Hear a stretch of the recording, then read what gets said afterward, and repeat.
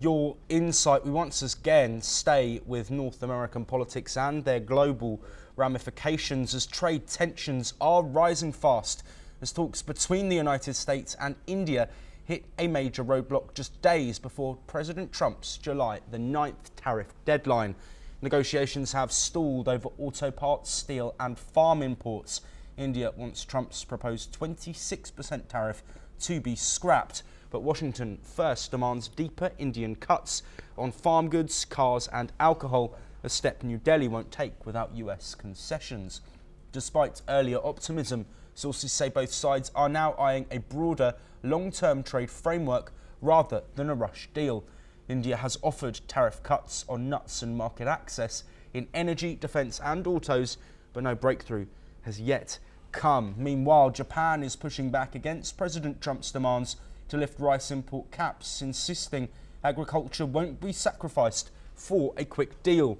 Economy Minister Ryoshi Akazawa says protecting farmers is crucial ahead of Japan's July elections. Tokyo is also exploring other trade partners to safeguard food security.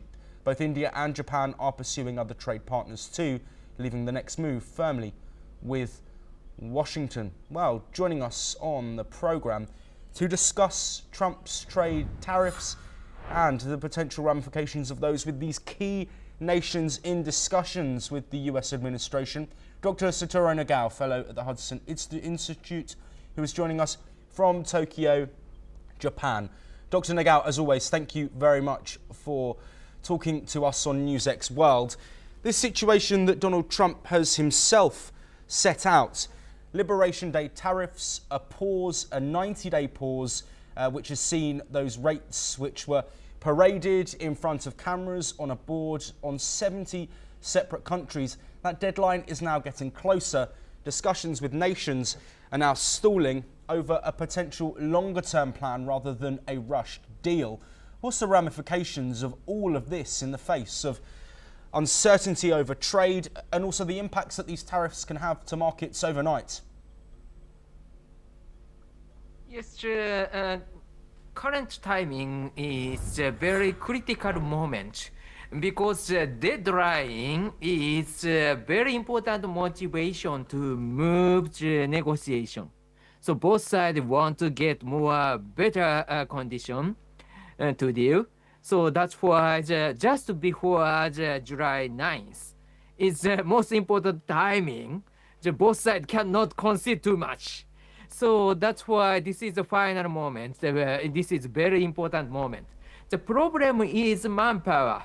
United States try to talk with Japan, not only Japan, but also the other country, including, of course, India or EU. All of these are big issues. So that's why the labor resources is limited. So that's why even if this is a critical moment, how to deal is rely on the manpower. So that is a very big problem, I think. So now, without appointment, the Minister Kazawa of Japan visits Washington, D.C. This means that there is no promise to meet to move the negotiation, but he visited because currently manpower is limited, everyone understands, and this is a competition between the, many countries who want to negotiate with the United States just before the deadline.